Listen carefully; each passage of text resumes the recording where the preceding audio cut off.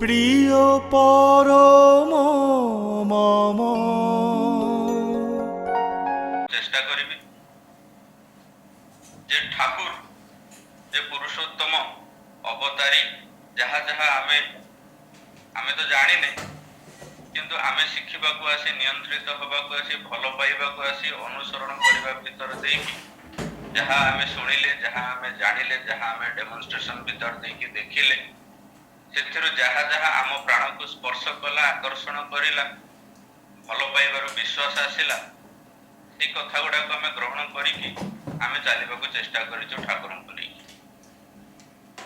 ଯଦି ଆମେ ବିଭିନ୍ନ ସ୍ପିରିଚୁଆଲ ଟେକ୍ସଟ ଦେଖିବା, ଅବତାର ମାନଙ୍କର ସ୍ପିରିଚୁଆଲ ଟେକ୍ସଟକୁ ଛାଡ଼ିଦେଲେ ଯେତେ ପ୍ରକାର ସ୍ପିରିଚୁଆଲ ଟେକ୍ସଟ ରହିଛି, ସବୁର ନିର୍ଯାସ ହଉଛି ଈଶ୍ୱର ପ୍ରାପ୍ତି, ବା ସବୁର ନିର୍ଯାସ ହଉଛି ନିଜକୁ ମୁକ୍ତ କରିବା, ନିର୍ବାଣ ପ୍ରାପ୍ତି। କିନ୍ତୁ ଠାକୁର ଅନୁକୂଳ ଚନ୍ଦ୍ର ଆସିକି ଗୋଟେ ନୂତନ କଥା ଆମକୁ କହିଲେ, ଯାହା ଶ୍ରୀ ଶ୍ରୀ ବଡ଼ଦା ଆମକୁ ଶିଖେଇଲେ। ଯଦି ଆମକୁ କିଏ ପଚାରେ ବା ମତେ କିଏ ପଚାରେ ଯେ ଏଇ ଯେ ତମେ ଆଧ୍ୟାତ୍ମିକ ପ୍ରକ୍ରିୟା ଭିତର ଦେଇକି ଗୁରୁ ଚାଲିଛ, ଠାକୁରଙ୍କୁ ନେଇକି ଚାଲିଛ, ତମର ଗୁରୁ ଅଛନ୍ତି, ତମେ ଏତେ କିଛି ପାଳନ କରୁଛ, ତମର ଏଠି ଉଦ୍ଦେଶ୍ୟ କଣ?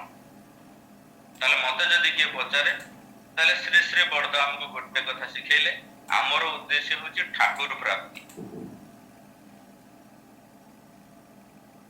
ଆମେ ପ୍ରତି ପଦକ୍ଷେପରେ, ଜୀବନର ପ୍ରତ୍ୟେକ ଅବସ୍ଥାରେ ଠାକୁର ଯେ ସୃଷ୍ଟିକର୍ତ୍ତା ଈଶ୍ୱର ସର୍ବତ୍ର ବିଦ୍ୟମାନ ଅଛନ୍ତି, ପ୍ରତି ମୁହୂର୍ତ୍ତରେ ଲୀଳାୟିତ ହେଉଛନ୍ତି, ସେଇ ଯେ ଲୀଳା ଚାଲିଛି ତାକୁ ଉଦ୍ଘାଟନ କରିବା, ପ୍ରତ୍ୟେକ ଜୀବନର ପରିସ୍ଥିତି ଭିତରେ ଦେଇ ତାଙ୍କର ଦୟାକୁ ଉପଲବ୍ଧି କରିବା, ଏବଂ ସେ ଯେତେବେଳେ ବିଭିନ୍ନ ରୂପ ଦେଇ ମୋ ଚତୁଃପାର୍ଶ୍ୱରେ ମୋ ସହିତ ଲୀଳା କରୁଛନ୍ତି, ଇଣ୍ଟରାକ୍ଟ କରୁଛନ୍ତି, ମତେ ମେସେଜ ଦଉଛନ୍ତି, ମତେ ଗାଇଡ କରୁଛନ୍ତି, ମତେ ସଂଘାତ ବି ଦଉଛନ୍ତି, ଠୋକର ବି ମାରୁଛନ୍ତି, ତ ତାକୁ ବୁଝିବା, ତାକୁ ଗ୍ରହଣ କରିବା, ତାକୁ ନେଇକି ଆନନ୍ଦିତ ହବା ଏବଂ ଅଗ୍ରସର ହେଇ ଚାଲିବା, ଏବଂ ଜୀବନର ଛୋଟ ଛୋଟ ପଦକ୍ଷେପରେ ଠାକୁରଙ୍କୁ ଖୋଜି ଖୋଜି ଚରମ ପ୍ରାପ୍ତିର ରାସ୍ତାରେ ଅଗ୍ରସର ହବା ହିଁ ହଉଛି ଯେ ଆମର ପ୍ରଚେଷ୍ଟା।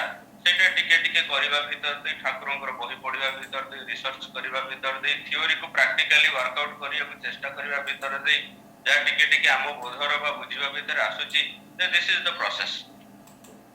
ଦ୍ୱିତୀୟ କଥା, କାଲି ଗୋଟେ ମନକୁ ଗୋଟେ ଘଟଣା ଆସୁଥିଲା, ଭାବୁଛି ପ୍ରାସଙ୍ଗିକ ଭାବରେ ଏଇଟା ଭଲ ଲାଗିବ ଘଟଣାଟା, ଯେ ଈଶ୍ୱର ଯେତେବେଳେ ଆସନ୍ତି, ଅନେକ ଲୋକ ପ୍ରଶ୍ନ କରନ୍ତି, ଭାରତ ତ ପରାଧୀନ ଥିଲା ଯେତେବେଳେ ଠାକୁର ଜନ୍ମ ହେଇଥିଲେ, ଠାକୁର ସ୍ୱାଧୀନତା ପାଇଁ କଣ କରିଛନ୍ତି? ତାହେଲେ ଆପଣ ଦେଖିବେ ଠାକୁର ଆମକୁ ଯୋଉ ଧର୍ମୀୟ ଚଳଣୀର କଥା କହିଛନ୍ତି, ସେଠି ପ୍ରତ୍ୟେକ ଲୋକକୁ ସତ୍ୟାନୁସରଣରେ ହାତ କାଟିକି ଲେଖିଦେଲେ ସିଏ ତାର ଦେଶ ଦଶ ବର୍ତ୍ତମାନ ଭବିଷ୍ୟତ ପାଇଁ ଦାୟୀ। ଏବଂ ଏଇ ଯେ ଦାୟିତ୍ୱଟା ଦେଲେ ଆମକୁ, ତାର ନିରାକରଣର ମାଧ୍ୟମ ଭିତରେ ଦେଇ କଣ କହିଲେ ଯେ ଆମେ ଓଭରନାଇଟ୍ କିଛି ହେଇପାରିବାନି। ଯାହା ଆମେ ମାନସିକ ଭାବରେ ଗୁରୁଙ୍କର ବିନା ପ୍ରେସକ୍ରିପସନରେ କରିବା, ସେଇଟା ଗୋଟେ ମଧ୍ୟ ମାନସିକ ବ୍ୟାଧି। ହେଲେ ଆଲୋଚନା ପ୍ରସଙ୍ଗରେ ଠାକୁର ଲେଖିଛନ୍ତି, ଗୁରୁଙ୍କୁ ଖୁସି କରିବାକୁ ବାଦ ଦେଇ, ଗୁରୁଙ୍କ ନିର୍ଦ୍ଦେଶକୁ ବାଦ ଦେଇ ଯଦି ଆମେ ଜନମଙ୍ଗଳ କାମ କରିବାକୁ ଯାଉ, ସେଇଟା ବି ଗୋଟେ ଟାଇପର ଅବସେସନ। ଯଦିଓ ସେଟା ହାୟର ଲେଭେଲ ଅଫ ଅଣ୍ଡରଷ୍ଟାଣ୍ଡିଂ, ସେଟା ସାଧାରଣ ଲୋକଙ୍କୁ ବୁଝିବାର ଚୌହଦିର ବାହାରେ ସେଇଟା। ତେବେ ଯଦି ଏଇ ଯୋଉ ଘଟଣାଟା ମୁଁ କହିଲି ଯେ ଠାକୁର କଣ କରିଛନ୍ତି, ତାହେଲେ ଆମେ ଯଦି ଯୋଉଟା ଆଗରୁ ଜଣା ପଡୁନଥିଲା, ଏବେ ଧୀରେ ଧୀରେ ବହୁ ଜ୍ଞାନୀ ଲୋକମାନଙ୍କର ରିସର୍ଚ୍ଚ ଯୋଗୁଁ ବାହାରୁଛି ଯେ ଭାରତର ସ୍ୱାଧୀନତାରେ ସମଗ୍ର ସ୍ୱାଧୀନତା ଆନ୍ଦୋଳନ ଗୋଟେ ପଟେ, ନେତାଜୀ ସୁଭାଷ ଚନ୍ଦ୍ର ବୋଷଙ୍କର ଆନ୍ଦୋଳନ ଆଉ ଗୋଟେ ପଟେ। ଏବେ ଭାରତର ବୁଦ୍ଧିଜୀବୀ ମାନେ କହୁଛନ୍ତି ଯେ, ଏବଂ ସେଟା ପ୍ରମାଣ ମଧ୍ୟ ବ୍ରିଟିଶର୍ସ ମାନଙ୍କର ବିଭିନ୍ନ ପାଣ୍ଡୁଲିପିରୁ ବାହାରୁଛି ଯେ ଭାରତର ସ୍ୱାଧୀନତା ପଛରେ ମେଜର କଣ୍ଟ୍ରିବ୍ୟୁସନ ହଉଛି ନେତାଜୀ ସୁଭାଷ ଚନ୍ଦ୍ର ବୋଷଙ୍କର। ମୁଁ ଏଇଟାକୁ କୌଣସି କଣ୍ଟ୍ରୋଭର୍ସିଆଲ ଟପିକ ହିସାବରେ କହୁନି, ମୁଁ ମୋ ଗୁରୁଙ୍କୁ କନେକ୍ଟ କରିବା ପାଇଁ ଯୋଉ ଟପିକଟା ସେଇଟା ହିଁ କହୁଛି। ଘଟଣା କଣ ଆମେ ସମସ୍ତେ ଜାଣିଛେ ଯେ ଠାକୁର ଯଦି ଏଇ ଉତ୍କଳ ଆଗମନ ଉତ୍ସବ ଯାଇଛି, ସାକ୍ଷୀ ଗୋପାଳର ଉତ୍ସବ ଆସୁଛି ଏଇ 25 ତାରିଖ, ଯେ କଣ ସ୍ମୃତି ନା ଠାକୁରଙ୍କର ଆସିବାଟା 100 ବର୍ଷ କରୁଛି। ଠାକୁର ଆସିଥିଲେ ଓଡ଼ିଶା। କେମିତି ଆସିଥିଲେ? ଯଦି ଆମେ ପୁରୁଣା ଘଟଣା ଗୁଡାକୁ ଦେଖିବା ଯେ ସୁଭାଷ ଚନ୍ଦ୍ର ବୋଷଙ୍କର ବାପା ମା, ତାଙ୍କ ବାପା କଟକରେ ଓକିଲାତି କରୁଥିଲେ, ତାଙ୍କର ଘର ଥିଲା ପୁରୀରେ। ସିଏ ଦୀକ୍ଷା ନେଲା ପରେ ପାବନା ଯାଇଥିଲେ, ଯେତେବେଳେ ଠାକୁର ପାବନାରେ ରହୁଥିଲେ ହିମାୟତପୁର ଆଶ୍ରମରେ। ଠାକୁରଙ୍କୁ ଦର୍ଶନ କରିଲା ପରେ ଘଟଣା ପ୍ରସଙ୍ଗରେ କଥା ଉଠିଛି ଏବଂ ଠାକୁର ପୁରୀକୁ ଆସିବା କଥା ଇଚ୍ଛା ପ୍ରକାଶ କରିଛନ୍ତି ଏବଂ ଯେତେବେଳେ ପ୍ରଭାବତୀ ଦେବୀ ନିବେଦନ କରିଛନ୍ତି, ଠାକୁର ତାଙ୍କ କଥାକୁ, ତାଙ୍କର ନିବେଦନକୁ ଗ୍ରହଣ କରିକି ଯେତେବେଳେ ଇଚ୍ଛା ପ୍ରକାଶ କରି କହିଛନ୍ତି ଯେ ମୁଁ ଗଲେ ତୁ ରଖିପାରିବୁ, ମୁଁ ଗଲେ ତ ଏକା ଯିବିନି, ମୋ ସହିତ ଅନେକ ଲୋକ ଯିବେ, ତାହେଲେ ସମସ୍ତଙ୍କର ଦାୟିତ୍ୱ ନେବାକୁ ପଡିବ। ସେତେବେଳେ ଉଭୟ ରାଜି ହେଇଛନ୍ତି, ନିବେଦନ କରିଛନ୍ତି। ଏବଂ ଚିନ୍ତା କରନ୍ତୁ, ଆଜି ଆମେ ଦାଦାଙ୍କୁ ଦେଖୁଛେ କି ଆଜି ତାଙ୍କର ଅନ୍ତରାଳରେ ଆଚାର୍ଯ୍ୟ ଦେବଙ୍କୁ ଦେଖୁଛେ ବା ଯେତେ ଏତେ ବର୍ଷ ଭିତରେ ଲୀଳା ଦେଖୁଛେ, ଆମେ ତାଙ୍କୁ ନିବେଦନ କରିବା, ତାଙ୍କୁ ଆବାହନ କରିବାଟା କି ପ୍ରକାର କଷ୍ଟଦାୟକ ଜିନିଷ ବା ତା ପାଇଁ ଆତ୍ମ ପ୍ରସ୍ତୁତି କେତେ ଦରକାର ସେଇଟା ଆମେ ବୁଝିପାରୁଛେ। ଆଉ ସେ ସ୍ୱୟଂ ଠାକୁର ସୃଷ୍ଟିକର୍ତ୍ତା ଈଶ୍ୱର ସଶରୀରେ ବିଦ୍ୟମାନ ଥିଲେ, ଯୋଉମାନଙ୍କର ନିବେଦନକୁ ସେ ଗ୍ରହଣ କରିକି ଦୟା ପରବଶ ହେଇକି ଉତ୍କଳ ମାଟିକୁ ଆସିଥିଲେ। ଚିନ୍ତା କରନ୍ତୁ ସେମାନଙ୍କର ଅନ୍ତରାଜ୍ୟର ପ୍ରସ୍ତୁତି, ବାହ୍ୟ ପ୍ରସ୍ତୁତି, ସାମଗ୍ରିକ ଭାବରେ ପ୍ରସ୍ତୁତି, ଯୋଉ ସାମଗ୍ରିକ ଶବ୍ଦଟା ବାର ବାର ବ୍ୟବହାର କରାଯାଉଥିଲା, ଏ ସାମଗ୍ରିକ ପ୍ରସ୍ତୁତିଟା କେତେ ଥିଲେ ସ୍ୱୟଂ ଈଶ୍ୱର ସେବା ଦେବାର ମଞ୍ଜୁରୀ ଦେବେ ଏବଂ ତାଙ୍କର ଦାୟିତ୍ୱ ନେବାର ସୁଯୋଗ ଦେବେ। ତେବେ ଏଇ ଯେ ପ୍ରଭାବତୀ ଦେବୀ ଯେ ସୁଭାଷ ଚନ୍ଦ୍ର ବୋଷଙ୍କର ମା, ତାଙ୍କର ଏଇ ଗଭୀର ଇଷ୍ଟନିଷ୍ଠା ଭିତରେ ଯଦି ଆମେ ଠାକୁରଙ୍କର ପୁରା ଫିଲୋସଫିକୁ ଦେଖିବା, ଠାକୁର ତିନିଟା ଜିନିଷ ଉପରେ ପଏଣ୍ଟ ଆଉଟ କରିଛନ୍ତି, ଇଙ୍ଗିତ କରିଛନ୍ତି ଯେ ଏଇ ତିନିଟା ଜିନିଷକୁ ଯଦି ଆମେ ସାମଗ୍ରିକ ଭାବରେ ସୁସ୍ଥ ରହିବାକୁ ଚାହୁଁ, ଉନ୍ନତି କରିବାକୁ ଚାହୁଁ, ଅନନ୍ତ ଜୀବନ ନେଇ ଚାଲିବାକୁ ଚାହୁଁ ଏବଂ ଅଲ୍ଟିମେଟ ଡେଭଲପମେଣ୍ଟକୁ ପାଇବାକୁ ଚାହୁଁ, ବାହ୍ୟକୁ କେବଳ ନୁହଁ ଅନ୍ତର ବାହାର ସବୁକୁ ନେଇକି, ତାହେଲେ ତିନିଟା ଜିନିଷ ଉପରେ ଆମକୁ ଫୋକସ କରିବାକୁ ପଡିବ, ଶିକ୍ଷା, ଦୀକ୍ଷା ଆଉ ବିବାହ। ଆଉ ଯଦି ଆମେ ଦେଖିବା ଆମର ପୂର୍ବପୁରୁଷ ମାନେ ଯୋଉ ଋଷି ଥିଲେ, ସେମାନଙ୍କ ଆମ ଭିତରେ ଯେତିକି ଗ୍ୟାପ୍ ହେଇଛି କେବଳ ଏଇ ତିନିଟା ଜିନିଷର ଡିଷ୍ଟର୍ବାନ୍ସ ଦେଖୁଛି। ଆଜି ବି ଆମେ ସାମାଜିକ ଭାବରେ ଯେତେ ଯେତେ କିଛି ଅବକ୍ଷୟ ଦେଖୁଛେ, ଅବକ୍ଷୟ ହଉ, ଡେଭଲପମେଣ୍ଟ ଭାବୁ, ଅସୁବିଧା ଭାବୁ, କ୍ରାଇସିସ୍ ଭାବୁ, କିଏ ଯୋଉ ଭାଷାରେ ଭାବୁନା କାହିଁକି, ଏଇ ତିନିଟା ଫ୍ୟାକ୍ଟରର କୋଅର୍ଡିନେସନ ବା ଇମ୍ବାଲାନ୍ସନେସ୍ ଭଲ ବା ମନ୍ଦକୁ ସୃଷ୍ଟି କରିଛି। ଆମେ ସେଟା ଠାକୁରଙ୍କୁ ଅନୁସରଣ କରି, ବିଶ୍ୱାସ କରି, କିଛି କିଛି ପାଳନ କରିବା ଭିତରେ ଉପଲବ୍ଧ କରିପାରୁଛୁ ଯେ ଠାକୁର କଣ ଆମକୁ କହିବାକୁ ଚାହିଁଛନ୍ତି ଆଉ ଠାକୁରଙ୍କର ଅନ୍ତର୍ଦୃଷ୍ଟି ଭିତରେ ସେ ଯେ ସୃଷ୍ଟିକର୍ତ୍ତା କେତେ ଗଭୀର କଥା ରହିଛି ଆଉ ସେଟା କେତେ ଭାବରେ ନିଖୁଣ ଭାବରେ କଥା। ତାହେଲେ ଆମ ସମସ୍ତଙ୍କୁ ଯଦି ମଙ୍ଗଳର ରାସ୍ତାରେ ଆସିବାକୁ ପଡିବ, ତାହେଲେ ଏଇ ପଥକୁ ହିଁ ଆସିବାକୁ ପଡିବ। ଏଇ ଯେ କଥା ଶିକ୍ଷା, ଦୀକ୍ଷା, ବିବାହ, ତାର ଗୋଟେ ଡେମନଷ୍ଟ୍ରେସନ ଏୟା ଯେ ଠାକୁରଙ୍କ ଅନୁସରଣ କରିବା ଭିତରେ ଦେଇ, ଇଷ୍ଟନିଷ୍ଠ ହବା ଭିତରେ ଦେଇ, ଗୁରୁଙ୍କୁ ପ୍ରାର୍ଥନା କରିବା ଭିତରେ ଦେଇ ସୁଭାଷ ଚନ୍ଦ୍ର ବୋଷଙ୍କର ଜନ୍ମ। ଏବେ ଏଇ କଥା ମଧ୍ୟ ଘଟଣା ପ୍ରସଙ୍ଗରେ ମୁଁ ଯଦିଓ ପଢିନି, ସେଥିଲାଗି କଥାଟା ପୁରାପୁରି ଭାବରେ କହୁନି ଯେ ଆଲୋଚନା ପ୍ରସଙ୍ଗରେ ଗୋଟେ ଲିପିବଦ୍ଧ, ଆଲୋଚନା ପ୍ରସଙ୍ଗିକ କୋଉଥିରେ ଲିପିବଦ୍ଧ ଅଛି ମୋର ନଜରରେ ପଡିନି ଏପର୍ଯ୍ୟନ୍ତ, ଯେ ଠାକୁରଙ୍କୁ ପଚାରିଛନ୍ତି ଯେ ସୁଭାଷ ଚନ୍ଦ୍ରଙ୍କର ଜନ୍ମ ବିଷୟରେ ଏବଂ ଠାକୁର ସେତେବେଳେ ଇଙ୍ଗିତ ଦେଇକି ପ୍ରଭାବତୀ ଦେବୀଙ୍କୁ କହିଛନ୍ତି ତାଙ୍କର ନିଷ୍ଠା, ସାଧନା, ଗୁରୁ ଭକ୍ତି, ସ୍ୱାମୀ ଭକ୍ତିର ପରିଣତି ଘନୀଭୂତ ରୂପ ହିଁ ହଉଛନ୍ତି ସୁଭାଷ ଚନ୍ଦ୍ର ବୋଷ। ମୁଁ ସେଇ କଥାଟା କାଲି ଭାବୁଥିଲି ଯେ ଗୋଟେ ସାମ୍ପଲ ଠାକୁର ଆଣିକି ଛିଡା କରିଦେଲେ, ଯେ ଗୋଟେ ଲୋକ ଭାରତର ଇତିହାସକୁ ପରିବର୍ତ୍ତନ କରିବାର ପୃଷ୍ଠଭୂମି ରଖିଦେଲେ। ତାହେଲେ ଚିନ୍ତା କରନ୍ତୁ, ଯଦି ଆମେ ଠାକୁରଙ୍କ କଥାକୁ ଉପରେ ଉପରେ ବିଶ୍ୱାସ ନ କରି ଅନ୍ତର ଅନ୍ତରରେ ଯଦି ବିଶ୍ୱାସ କରୁ ଏବଂ ଠାକୁର କହିଛନ୍ତି ଏଟା ସତ କି ମିଛ ଆମେ ଜାଣିନି, ଏଟା ହୁଏତ କହିବାଟା କାହାକୁ କେମିତି ଲାଗୁଛି ମୁଁ ଜାଣିନି, କିନ୍ତୁ ମୁଁ ଏଇଟା ନିଶ୍ଚିତ ଭାବରେ କହିବି ଠାକୁର ଯୋଉ କଥା କହିଛନ୍ତି କି ସତ କି ମିଛ ଆମେ ଜାଣିନେ, ଯେ ପର୍ଯ୍ୟନ୍ତ ଆମେ ତା ଉପରେ ରିସର୍ଚ୍ଚ ନ କରିଛେ, ତାହା ଉପରେ ଏକ୍ସପେରିମେଣ୍ଟ ନ କରିଛେ, ତାକୁ ୱାର୍କଆଉଟ କରିକି ଠାକୁର ଯାହା ଯାହା କହିଛନ୍ତି ସେ ରେଜଲ୍ଟ ଆମେ ନ କାଢିଛେ, ସେ ପର୍ଯ୍ୟନ୍ତ ଠାକୁର କେବଳ ଆମ ପାଇଁ ଚିନ୍ତାର ବିଷୟ, କହିବାର ବିଷୟ, ଶୁଣିବାର ବିଷୟ, ତାଠୁ ଅଧିକ କିଛି ନୁହନ୍ତି। ଆଉ ଏଇ ଯୋଉ ଶୁଖିଲା ଶୁଖିଲା ଖାଲି ଖାଲି ଭକ୍ତି, ଏ ଭକ୍ତି ଭିତରେ ଦେଇ ଆମେ କେବଳ ଆମର ଦୁର୍ବଳ ସମୟରେ ଠାକୁର ଠାକୁର ହେଇ କାନ୍ଦି ପାରିବୁ, ନ କରିକି ପାଇବା ପାଇଁ ଦୟା ଦୟା ବୋଲି ଚିତ୍କାର କରିପାରିବୁ। କିନ୍ତୁ ଠାକୁର ଯୋଉ କଥା କହିଛନ୍ତି ଯେ ମୁଁ ତୋ କାନ୍ଧରେ ବସି ବୁଲିବାକୁ ଚାହୁଁଛି, ତୁ ମତେ ଘର ଘର ବୁଲା, ମୋର ବାର୍ତ୍ତାକୁ ପ୍ରତ୍ୟେକ ଲୋକ ପାଖରେ ପହଞ୍ଚା, ସମଗ୍ର ପୃଥିବୀରେ ସେଇ ପ୍ରକାର ପ୍ରକମ୍ପିତ କରିକି ମୋର ବାର୍ତ୍ତାକୁ ପହଞ୍ଚେଇ ଚାଲ, ତୋ କାନ୍ଧ ଦେଇ ମୁଁ କରିବାକୁ ଚାହୁଁଛି। ଏଇ ଯୋଉ କଥା ଆମର, ତା ପାଇଁ ଯୋଉ ପ୍ରସ୍ତୁତି, ତା ପାଇଁ ପ୍ରସ୍ତୁତ ହେବାକୁ ହେଲେ ଆମକୁ ଠାକୁରଙ୍କର ବହି ପଢିବାକୁ ପଡିବ, ତା ଉପରେ ରିସର୍ଚ୍ଚ କରିବାକୁ ପଡିବ, ନିଜର ସାମଗ୍ରିକ ଜୀବନକୁ ସବୁ ଦିଗରୁ ତିଆରି କରିବା ପାଇଁ ପ୍ରସ୍ତୁତ ହେବାକୁ ପଡିବ। ଯିଏ ପାଠ ଛାଡି ଦଉଛି ସିଏ ଠାକୁରଙ୍କ କାମ କରିପାରିବନି, ଯିଏ କ୍ୟାରିୟରରେ ସବଳ ହଉନି ସେ ଠାକୁରଙ୍କ କାମ କରିପାରିବନି। ଆହୁରି ବହୁତ ବହୁତ ଗଭୀର ଭାବରେ କରିବାକୁ ହେଲେ ବହୁତ ରିସର୍ଚ୍ଚ କରି ବହୁତ କିଛି ଜିନିଷ ଜାଣିବାକୁ ପଡିବ। ଖାଲି ଖାଲିରେ ଦିଟା ଶବ୍ଦ ପଢିକି ଦିଟା କଥା କହିଦେଲେ ଠାକୁରଙ୍କୁ ଉପଲବ୍ଧି କରାଯାଇ ପାରିବନି, କି ଠାକୁରଙ୍କୁ ପ୍ରତିଷ୍ଠା ଆମେ କଣ କରିବା। ଯିଏ ଯାହାକୁ ପ୍ରତିଷ୍ଠା କରୁଛନ୍ତି, ଏଇ ଯେ ଆମ ସାମ୍ନାରେ ଆଚାର୍ଯ୍ୟ ଧାରାର ଗୋଟେ ପରବର୍ତ୍ତୀ ପିଢି ଆସିବାର ଯୋଉ ପ୍ରକରଣ ଆମେ ଦେଖିଲେ, କିଏ କାହାକୁ ପ୍ରତିଷ୍ଠା କରିକି ଯାଇଛନ୍ତି ଆଉ କିଏ କାହାକୁ ପ୍ରତିଷ୍ଠା କଲେ ସେଟା ଆମେ ଦେଖିଦେଲେ। ଆମ ଉପରେ କିଛି ନାହିଁ, ଯିଏ ଉପରୁ ଆଇଛନ୍ତି ତାଙ୍କୁ ଉପର ବାଲା ହିଁ ପ୍ରତିଷ୍ଠା କରିଛି। ଆମେ ଯଦି ସେଇ ପ୍ରକାର ପରିଚାଳିତ ହଉ ବା ଆମେ ଯଦି ସେତିକି ଗଭୀର ଭାବରେ ଆତ୍ମ ପ୍ରସ୍ତୁତ ନଉ, ତାହେଲେ ଯୋଉ ଲୀଳା ଚାଲିଛି, ଯୋଉ ଖେଳ ଚାଲିଛି ବା ଯୋଉ ବିରାଟ ତାଙ୍କର ପରିକଳ୍ପନା ଚାଲିଛି, ତା ଭିତରେ ଆମେ ସାମିଲ ହେଲେ ସେ ଦୟାକୁ ଉପଲବ୍ଧି କରିପାରିବୁ, ଏଇଟା ସତ୍ୟ ବୋଲି ଆମେ ଜାଣିପାରିବୁ। ଯାହା ଆମେ କୃଷ୍ଣ ଲୀଳାରେ ଦେଖୁଛୁ ଯେ ଅନେକ ଲୋକ ଥିଲେ, ଅନେକ ରାଜାଠୁ ଆରମ୍ଭ କରି ବହୁତ ପ୍ରକାର ଲୋକ ଥିଲେ, କିନ୍ତୁ ଯୋଉମାନେ ବିଶ୍ୱାସ କଲେ, ଯୋଉମାନେ ଆତ୍ମଦାନ କଲେ, ଯୋଉମାନେ ତପସ୍ୟା କରିଲେ, ଯୋଉମାନେ ଗଭୀର ଭାବରେ ତାଙ୍କର ସ୍ୱାର୍ଥକୁ ରକ୍ଷା କରି ଚାଲିବାକୁ ଆତ୍ମ ଆହୁତି ଦେଲେ ଏବଂ ଆତ୍ମ ନିୟନ୍ତ୍ରଣ କରିଲେ, ସେଇ ଲୋକମାନେ ହିଁ ଘୋଷଣା କରିକି ଯାଇଛନ୍ତି ଯେ କୃଷ୍ଣ ପୁରୁଷୋତ୍ତମ ଥିଲେ। ବାକି ଲୋକ କେବଳ ଗପ ଶୁଣିକି ରହିଗଲେ ତା ଭିତରେ। ସେଇଥିଲାଗି ଆମେ ଯଦି ଠାକୁର ଈଶ୍ୱର ପୁରୁଷୋତ୍ତମ ବୋଲି କହୁଛେ ଆଉ ସେଇଟା ଆମର ଜୀବନର ଉପଲବ୍ଧି ଭିତରେ ପ୍ରତି ମୁହୂର୍ତ୍ତରେ ଆସୁ ବୋଲି ଆମେ ଚାହୁଁଛେ, ତାହେଲେ ଆମକୁ ସେଇ ପ୍ରକାର ଆତ୍ମ ପ୍ରସ୍ତୁତି ନେଇ ଚାଲିବାକୁ ପଡିବ। ଦ୍ୱିତୀୟ କଥା, ଆଲୋଚନା ପ୍ରସଙ୍ଗରେ ସତ୍ୟାନୁସରଣରେ ଠାକୁର ଲେଖିଛନ୍ତି ଯେ ତାଙ୍କର ଆଦରରେ ମଧ୍ୟ ଆନନ୍ଦ ହୁଏ, ତାଙ୍କର ଅନାଦରରେ ମଧ୍ୟ ଆନନ୍ଦ ହୁଏ, ତାଙ୍କ ନାମରେ ମନ ଉଛୁଳି ଉଠେ।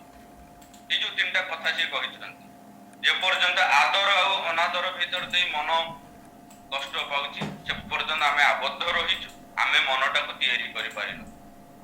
ଆଚାର୍ଯ୍ୟ ଦେବ କୁହନ୍ତି ଯେ ମନଟାକେ ତୈରି କରିତେ ହୁଏ, ଯେତେ ଖେଳ ଏଇ ମନର, ସେଥିଲାଗି ଏଇ ମନକୁ ସୁସ୍ଥ ରଖିବା ପାଇଁ ଠାକୁର କିଛି ବେସିକ ପ୍ରକ୍ରିୟା ଦେଇଛନ୍ତି ଆମ ପରୀକ୍ଷା ସାଧାରଣ ଲୋକମାନଙ୍କୁ।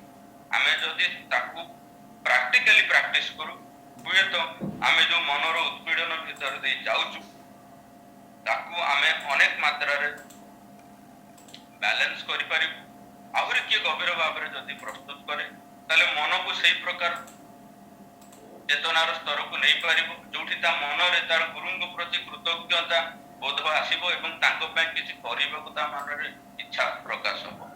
ଆହୁରି ଯଦି କିଏ ତାଠୁ ଗଭୀର ଭାବରେ ନିଜକୁ ଆତ୍ମ ପ୍ରସ୍ତୁତ କରେ, ତାର ଇଚ୍ଛାଟା କେବଳ ମନର ଇଚ୍ଛା ହେଇକି ନ ରହି ଗୋଟେ ସଂକଳ୍ପର ରୂପ ନବ, ଯୋଉ ସଂକଳ୍ପ ଭିତରେ ଦେଇ ସିଏ ନିଜର ସମସ୍ତ କିଛିକୁ ନିୟନ୍ତ୍ରଣ କରି ସବୁ ଭିତରେ ନିଜକୁ ଛିଡା କରି ଗୁରୁଙ୍କ ସ୍ୱାର୍ଥ ପାଇଁ ବା ଗୁରୁ ଯାହା ଚାହିଁଛନ୍ତି ଆମ ଠାରୁ ତାକୁ ପରିପୂରଣ କରିବାର ଗୋଟେ ବ୍ୟାକୁଳତା ନେଇ ସେ ସଂକଳ୍ପବଦ୍ଧ ହେଇ କର୍ମ ନିରତ ରହେ। ତାଠୁ ଯଦି ଆହୁରି ଗଭୀରତମ ପ୍ରଦେଶକୁ କିଏ ଯାଏ, ତାହେଲେ ସେ ସଂକଳ୍ପକୁ ଖାଲି କିଛି ହାଲକା ହାଲକା ଏଫର୍ଟ ଦେଇକି ନ ଛାଡିକି ଯାହା ବାଧା ବିପତ୍ତି ଆସିବ, ଯାହା ଅନଫେଭରେବଲ କଣ୍ଡିସନ ଆସିବ, ତାକୁ ନିୟନ୍ତ୍ରଣ କରିକି ସେ ପୁଣି ଆଗକୁ ବଢିବ, ନିଜକୁ ପ୍ରତି ମୁହୂର୍ତ୍ତରେ ଅପଗ୍ରେଡ କରିବ, ନିଜର ରିସର୍ଚ୍ଚକୁ ଆହୁରି ଡେପ୍ଥଫୁଲ କରିବ ଏବଂ ଆହୁରି ଆଗକୁ ଯାଇକି ସେ ତାର ବୈଶିଷ୍ଟ୍ୟ, ତାର ଚିନ୍ତା, ତାର ପ୍ୟାସନକୁ ରିଲେଟ କରିକି ଏମିତି କିଛି ଗଭୀର ଭାବରେ ଜିନିଷକୁ ଫିଜିକାଲି ୱାର୍କଆଉଟ କରିକି ପ୍ରୁଫ କରିଦେବ ଯେ ଠାକୁର ଅଛନ୍ତି ବା ଠାକୁରଙ୍କ କଥାର ସତ୍ୟତାର ପରିପ୍ରକାଶର ଏଇଟା ଗୋଟେ ସାମାନ୍ୟ ପାଠ ହେଇପାରେ। ସେଥିଲାଗି ଚେତନାର ତଳରେ ବିଶ୍ୱାସର ଜଗତରେ ଗଭୀରରୁ ଗଭୀରତମ ପ୍ରଦେଶ ରହିଛି। ଆମେ ଯିଏ ଯେତେଟା ନିଜକୁ ଆତ୍ମ ପ୍ରସ୍ତୁତ କରି ଆତ୍ମ ନିୟନ୍ତ୍ରଣ କରି ସଂକଳ୍ପବାନ ହେଇକି ଯେତେଟା ଆମର ପ୍ରାଣର ଆକାଂକ୍ଷା ରହିଛି ନେଇକି ଚାଲିବୁ, ସେତେ ଟିକେ ଠାକୁର କଣ ବା ଠାକୁରଙ୍କର ଉପସ୍ଥିତିକି ଆମେ ଜୀବନରେ ଉଦ୍ଘାଟନ କରିପାରିବୁ। ଅଦରୱାଇଜ ଆମେ ଶୁଣିବୁ, ଜାଣିବୁ, ପଢିବୁ, କିନ୍ତୁ ନିଜେ କିଛି ଅନୁଭବ କରିପାରିବୁ ନାହିଁ ବା ନିଜର ଯେତେବେଳେ ଅସୁବିଧା ସମୟ ଆସିବ ଆମ ପ୍ରାଣରେ କିନ୍ତୁ ସେ ଆନନ୍ଦ, ସେ ଉତ୍ସାହ ବା ସେମିତି କିଛି ଘଟିବନି ଯାହା ଆମକୁ ଉପଲବ୍ଧି କରେଇବ ଅନ୍ତରରେ ବା ଆମେ ଯେତେବେଳେ ଏକାନ୍ତରେ ବସିବୁ ଯେ ଠାକୁର ମୋ ଜୀବନରେ ଅଛନ୍ତି। ସେଇଥିଲାଗି ଆମର ଜୀବନରେ ଠାକୁରଙ୍କୁ ଉଦ୍ଘାଟନ କରିବା ହିଁ ହେଉଛି ଆମର ସବୁଠୁ ବଡ଼ ଦାୟିତ୍ୱ ବା ସବୁଠୁ ବଡ଼ ଟାର୍ଗେଟ, ସବୁଠୁ ବଡ଼ ଆତ୍ମ ପ୍ରସ୍ତୁତି, ଯାହା ଆମକୁ ପ୍ରମାଣ ଦବ ଯେ ମୁଁ କେତେ ଟିକେ ତାଙ୍କୁ ଉପଲବ୍ଧି କରିବା ପାଇଁ ଚେଷ୍ଟା କରିଛି ବା କେତେ ଟିକେ ପାଇପାରିଛି। ଦ୍ୱିତୀୟ କଥା, ଆଚାର୍ଯ୍ୟ ଅନୁସରଣର କଥା ଉଠୁଥିଲା, ଆଚାର୍ଯ୍ୟ ପରମ୍ପରାର କଥା ଉଠୁଥିଲା। ଠାକୁର ଯଦି ଆପଣ ଆଦର୍ଶ ବିନାୟକ ପଢିବେ, ଠାକୁରଙ୍କର ବାଣୀ ବହି କିଛି ପଢିବେ, ଅନେକ ଜାଗାରେ ଠାକୁର କହିଛନ୍ତି ଯେ ଯେ ଈଶ୍ୱର ପୁରୁଷୋତ୍ତମର ତାଙ୍କର ବାର୍ତ୍ତିକ ପ୍ରତ୍ୟେକ ମୁହୂର୍ତ୍ତରେ ପୃଥିବୀରେ ବିଦ୍ୟମାନ ଥାନ୍ତି। ଆଉ ଯେତେବେଳେ ସ୍ୱୟଂ ସେ ଶରୀର ନେଇକି ଆସନ୍ତି, ତାଙ୍କର ବାର୍ତ୍ତିକ ବି ସେ ଶରୀର ରକ୍ଷା କରିଲା ପରେ ବି ବିଦ୍ୟମାନ ଥାନ୍ତି। କିନ୍ତୁ ସେଇଟାକୁ କତିପୟ ଲୋକ ଅତୀତରେ ଜାଣିପାରୁଥିଲେ। It was not a public issue. ଠାକୁର ଯୋଉ ଚାବିଟା ଆମକୁ ଦେଇକି ଗଲେ, ସେଇ ଯେ ଆଚାର୍ଯ୍ୟ କିଳକ ବିନ୍ଦୁ, ସେଇଟାକୁ ଉଦ୍ଘାଟିତ କରିକି ଗଲେ। ଆମେ ଆଚାର୍ଯ୍ୟ କେନ୍ଦ୍ରିକ ହେଇକି ଧର୍ମର ଅଭ୍ୟାସ କରିବାର ଗୋଟେ ବ୍ୟବସ୍ଥା ଠାକୁର ଆମକୁ ଦେଇକି ଯାଇଛନ୍ତି। ସେଇଥିଲାଗି ଠାକୁର ଯେ କଣ ଆମେ ବହି ପଢିକି ଏ ବୋଧ ଯାହା ଆମର ପରିକଳ୍ପନାରେ ଆସୁଛି, ଠାକୁର କିନ୍ତୁ ସେୟା ନୁହଁ, ତାଠୁ ବହୁତ କିଛି ଅଧିକା। ଆଉ ଆମର ଏଇ ପରିକଳ୍ପନା ଭିତରେ ଯେ କେତେ ପ୍ରକାର ଧାର୍ମିକ ଭ୍ରମ ରହିଛି, ସେଇଟା ବି ଆମେ ଜାଣିନୁ ଯେ ପର୍ଯ୍ୟନ୍ତ ଆମେ ଜୀବନ୍ତ ଗୁରୁଙ୍କ ସଂଘାତରେ ଆସିବୁ। ସେଇଥିଲାଗି ମୋର ଗୋଟେ ବ୍ୟକ୍ତିଗତ ଏଇଟା ଉପଲବ୍ଧି ଯେ କର୍ମରଞ୍ଜନ ଭ୍ରମ ଭଞ୍ଜନ। ବ୍ୟକ୍ତିଗତ ଭାବରେ ଫିଜିକାଲି ଜୀବନ୍ତ ଗୁରୁର ସେବା ନ କଲେ, ଫିଜିକାଲି ତାଙ୍କର କାମ ୱାର୍କଆଉଟ ନ କରିଲେ, ଧର୍ମକୁ ନେଇ ମୋର ଯେତେ ଭ୍ରମ, ମୋର ପୁରୁଷାକାରକୁ ନେଇ ମୋର ଯେତେ ଭ୍ରମ, ମୋର ବ୍ୟକ୍ତିତ୍ୱକୁ ନେଇ ମୋର ଯେତେ ଭ୍ରମ, ମୋର ଆତ୍ମ ପ୍ରତିଷ୍ଠାକୁ ନେଇ ମୋର ଯେତେ ଭ୍ରମ, ମୋର ସ୍କିଲ୍ଡନେସକୁ ନେଇ ମୋର ଯେତେ ଭ୍ରମ ରହିଛି, ସେଟା କ୍ଲିୟର ହବନି। ଆଉ ଯେପର୍ଯ୍ୟନ୍ତ ଧର୍ମରୁ ଭ୍ରମ ଯାଇନି, ଆମେ ଧାର୍ମିକ ହେଇପାରିବାନି। ଯୋଉ ଠାକୁର ଯୋଉ ଧାର୍ମିକ ଅବକ୍ଷୟର କଥା କହିଛନ୍ତି, କେବଳ ଏଇ ଭ୍ରମ ଜନିତ କାରଣରୁ ହିଁ ଆମର ମେଜର ଅବକ୍ଷୟ ହେଇଛି। କାହିଁକିନା ଆମେ ବେସିକ ପଏଣ୍ଟ ଗୁଡାକୁ ପରିପାଳନ କରିପାରିବେ। ଏଥିଲାଗି ଠାକୁର କହିଲେ ଯେ ଠାକୁର ସିଏ ଯିଏ ଠୋକର ଦିଏ। ସେଇଥିଲାଗି ଠାକୁର କହିଲେ ଆଉ ଆମକୁ ଯୋଉ ଧର୍ମୀୟ ବ୍ୟବସ୍ଥା ଦେଲେ, ସେଥିରେ ଜୀବନ୍ତ ଆଚାର୍ଯ୍ୟ ରଖିଲେ, ଯାହାଙ୍କ ସହିତ ଆମର ବାର ସଂଘାତ ହଉଛି, ଯାହାଙ୍କ ଚିନ୍ତା ଶକ୍ତି ସହିତ ଆମ ଚିନ୍ତା ଶକ୍ତିର ସଂଘାତ ହଉଛି, ଯାହାଙ୍କର ଇଚ୍ଛା ଶକ୍ତି ସହିତ ଆମର ଇଚ୍ଛା ଶକ୍ତିର ସଂଘାତ ହଉଛି, ଯାହାଙ୍କର ଚଏସ ସହିତ ମୋର ପ୍ୟାସନେଟ ଚଏସର ମଧ୍ୟ ସଂଘାତ ହଉଛି।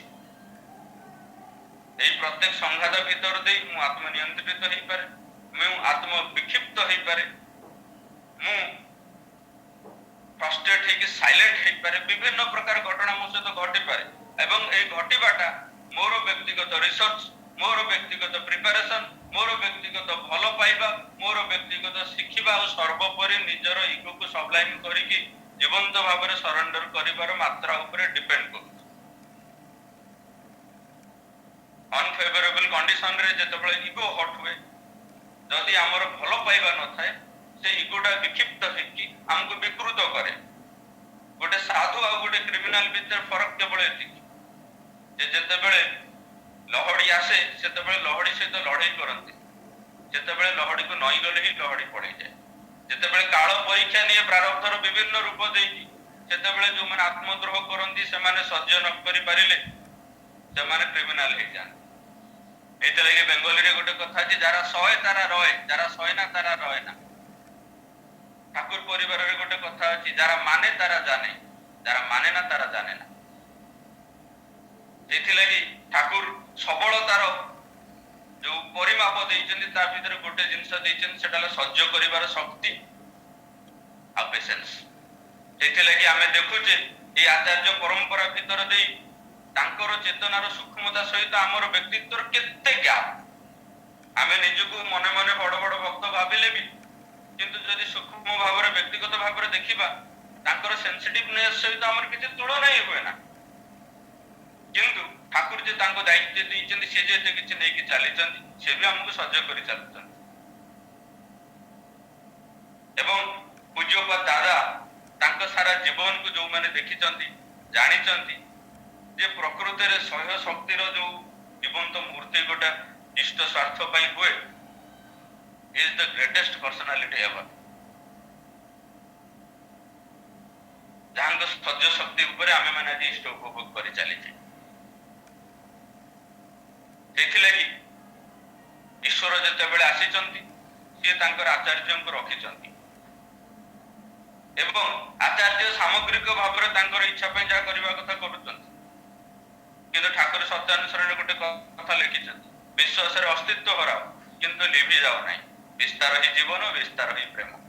ଆମକୁ ବିସ୍ତାରିତ ବି ହବାକୁ ହବ, କିନ୍ତୁ ସେ ବିସ୍ତାର ଭିତରେ ଯେ ଲକ୍ଷ ଲକ୍ଷ ଦୀକ୍ଷା ହଉଛି ତ ପୋଖରୀ ଭିତରେ କ୍ଷୀର ତ କିଏ ନା କିଏ ପକେଇବ, ମୁଁ ନ ପକେଇଲେ କଣ ଯାଉଛି।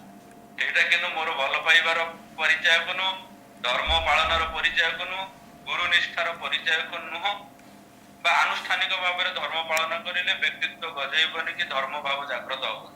ମୁଁ ଆଧ୍ୟାତ୍ମିକବାଦୀ ହେଇପାରିବିନି, ଗୁରୁ ନିଷ୍ଠାର ଶକ୍ତି ମୋ ଭିତରେ ସ୍ଫୁରିତ ହବନି।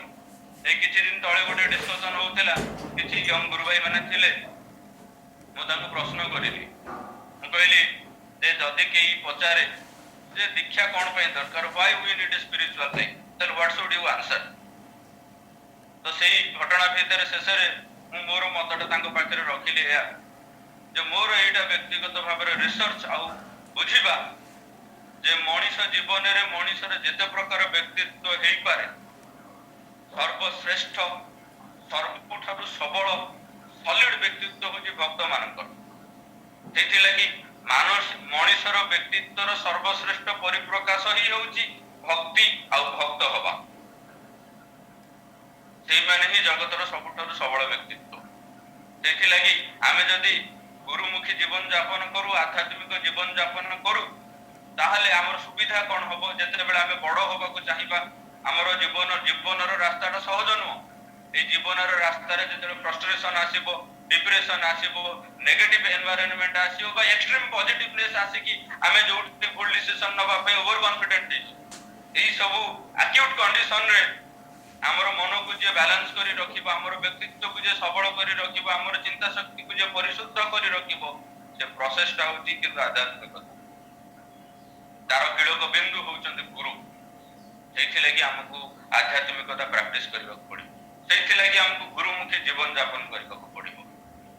ଏବଂ ଏହି ପୃଥିବୀରେ ସେଇଥିଲାଗି ଆମେ ଦେଖୁ এই ମାନବ ସଭ୍ୟତା ମହାବୀର ବା ବିଶ୍ୱ ବିଜୟୀ କେବଳ ଭକ୍ତ ମାନଙ୍କୁ ହିଁ କହିଛି। ନହେଲେ ଜୀବନର ଅଦର ଡାଇମେନସନରେ ବି ବହୁ ପ୍ରାଚୁର୍ଯ୍ୟବାନ ଲୋକ ଅଛନ୍ତି, ସେମାନଙ୍କ ପାଖକୁ କିନ୍ତୁ ମାନବ ସଭ୍ୟତା ଯାଉନି କି ତାଙ୍କ ପାଦ ତଳେ ମଥା ବିକ୍ରୟ କରୁନି ବା ତାଙ୍କୁ ଜୀବନର ସୁବିଧା ଅସୁବିଧାରେ ପ୍ରାର୍ଥନା ଜଣାଉନି। ଏଥିଲାଗି ଠାକୁର ଯେ ଆମକୁ ଏ ବିଧାନ ଦେଇଛନ୍ତି। ଆଉ ଦ୍ୱିତୀୟ କଥା ହଉଛି ଠାକୁର ଯାହା ଯାହା କହିଛନ୍ତି ଯଦି ଏ ଆଚାର୍ଯ୍ୟ ପରମ୍ପରା ନଥାନ୍ତା ଆମର ବିଶ୍ୱାସ ହୁଅନ୍ତାନି।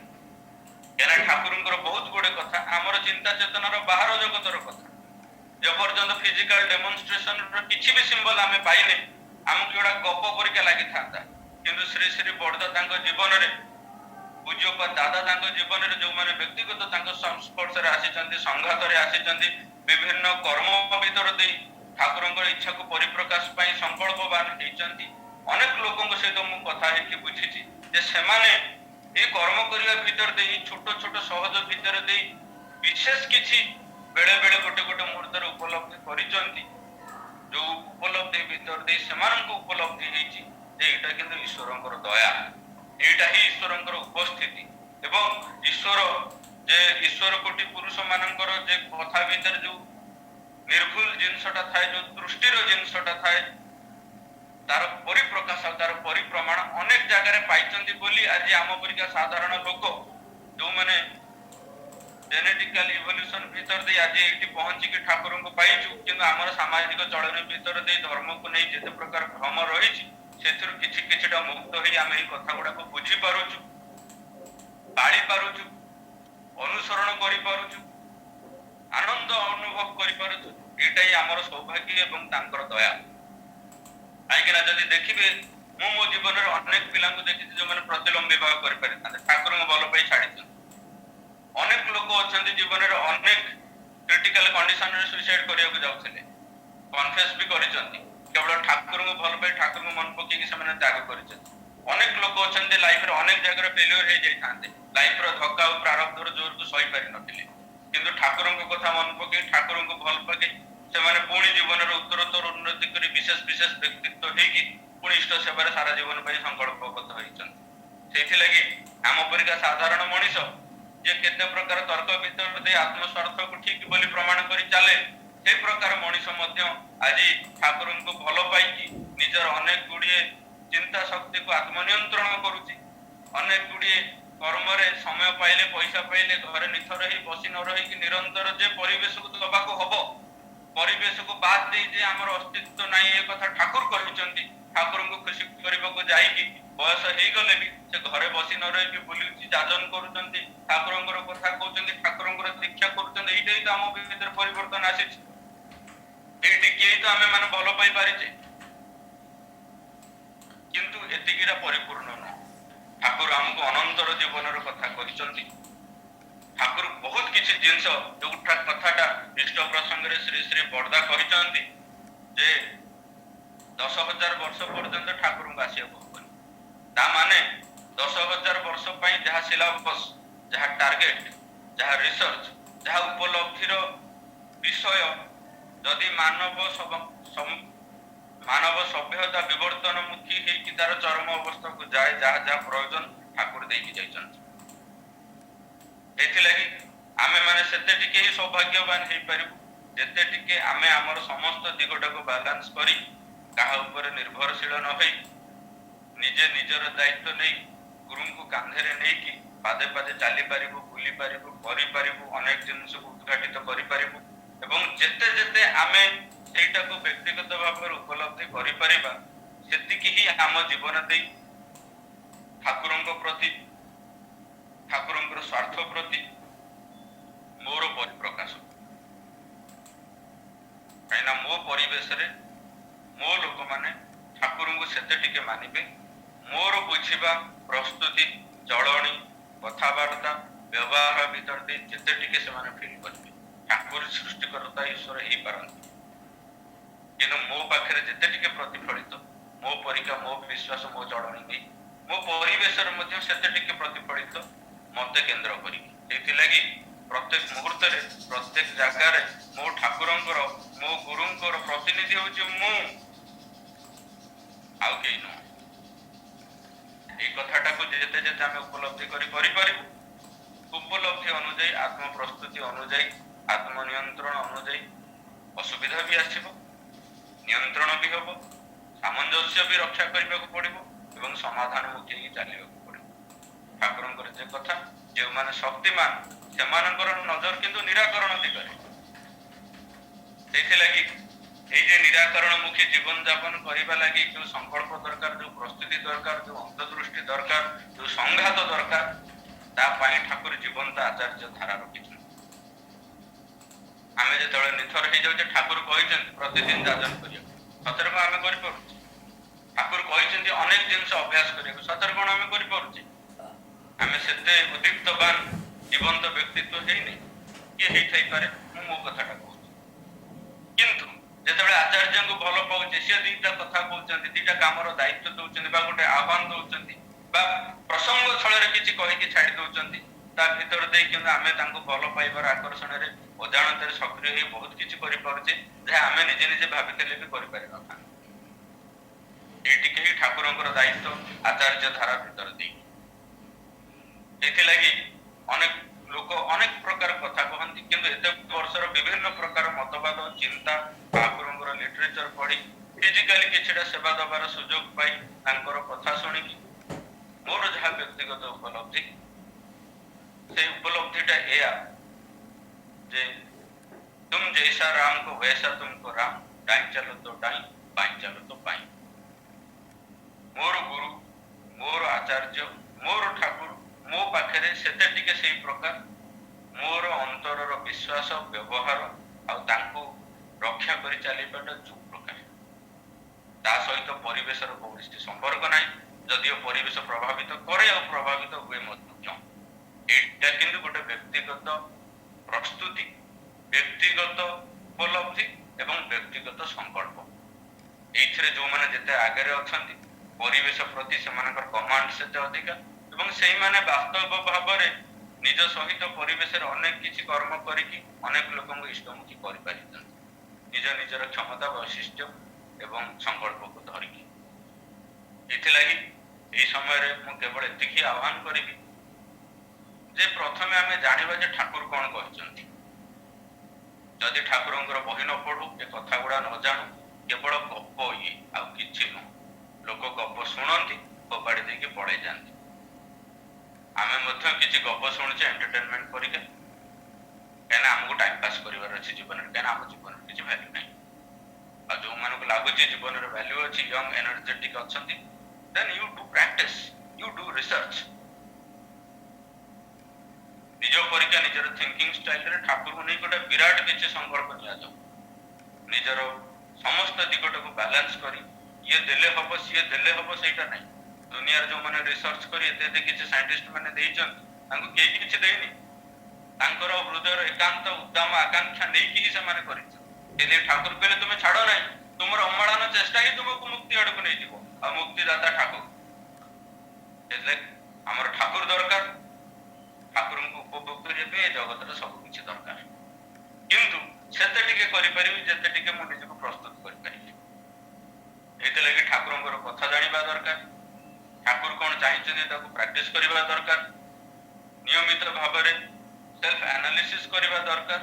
ମୋର ଲାଇଫର ଟାର୍ଗେଟ କ'ଣ, ମୁଁ ଅଛି କୋଉଠି, କୁଆଡେ ଯିବାର ଅଛି, ତା ଭିତରେ ମୁଁ କେତେ ଟିକେ କ'ଣ କରିପାରିଛି।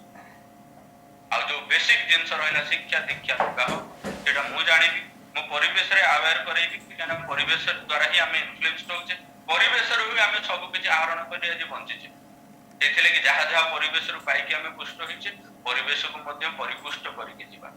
ଆଚାର୍ଯ୍ୟ ଦେବ କହିଲେ ଯେ ଯୋଉ ଗଛର ପତ୍ର ହେଇକି ମୁଁ ଏତେ ଭାବରେ ପରିପୁଷ୍ଟ ହେଇଛି, ଯେତେବେଳେ ଯିବାର ସମୟ ଆସିବ ମୁଁ କିନ୍ତୁ ଝଡିକି ସେଇ ଗଛ ତଳେ ହିଁ ପଡିକି ପୁଣି ଖତ ହେଇକି ସେଇ ଗଛକୁ ପରିପୁଷ୍ଟ କରିଦେବି।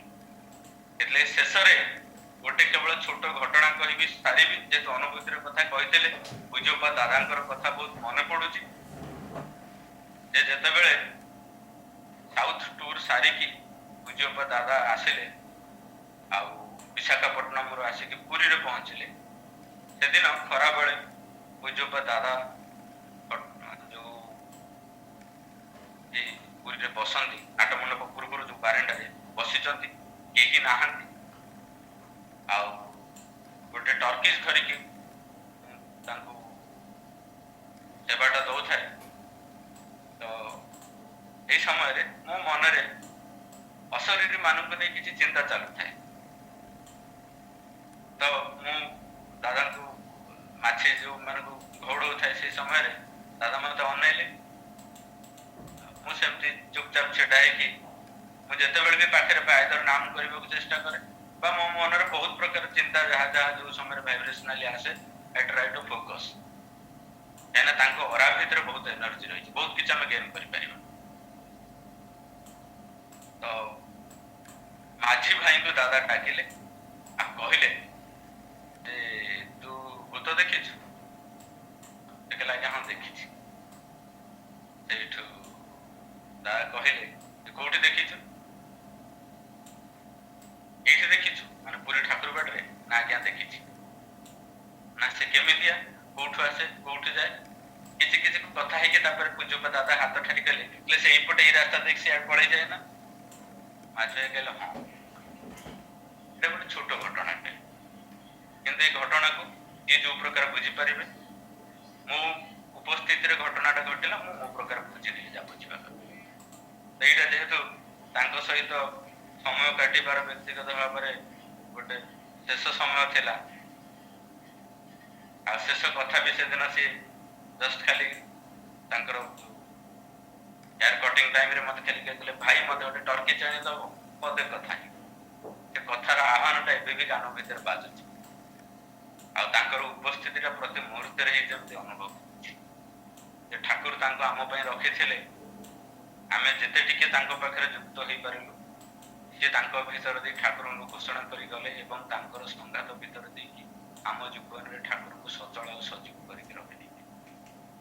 ଶେଷରେ ଆହ୍ୱାନ କରିବି ଯେ ଯୋଉ ଆଚାର୍ଯ୍ୟ ଧାରା ଭିତରେ ଦେଇକି ଠାକୁର ଆତ୍ମଘୋଷଣା କରିକି ଆମ ମାନଙ୍କୁ ପ୍ରେରଣା ଏବଂ ଦିଗ୍ଦର୍ଶନ ଦେଇ ଚାଲିଛନ୍ତି, ଆମେ ଯଦି ତାର ଆଡଭାଣ୍ଟେଜ ନେଇକି ଆତ୍ମ ପ୍ରସ୍ତୁତ ହଉ, ନିଜର ବୈଶିଷ୍ଟ୍ୟ, ଜନ୍ମ ସଂସ୍କାର, ଅନ୍ତରର ଆକୁତି ନେଇକି ଆମେ ଆମ ପରୀକ୍ଷା କିଛି କିଛି ଉପଲବ୍ଧିର ଅଧିକାରୀ ହେଇପାରିବା, ଯାହା ଆମକୁ ସାରା ଜୀବନ ଆନନ୍ଦ ଦେବ ଏବଂ ଆମେ ଯାହା ଯେତେବେଳେ ଯିବା ଏ ପୃଥିବୀ ଛାଡ଼ି ମଧ୍ୟ ସେଇ ଅନୁଭୂତି, ସେଇ ସଞ୍ଚିତ ପ୍ରଜ୍ଞାକୁ ନେଇକି ସାଥିରେ ଯିବା। ସର୍ବଶେଷରେ ସମସ୍ତଙ୍କ ମଙ୍ଗଳ ପାଇଁ ଠାକୁରଙ୍କ ପାଖରେ ପ୍ରାର୍ଥନା ରଖେ। ଜୟ ଗୁରୁ।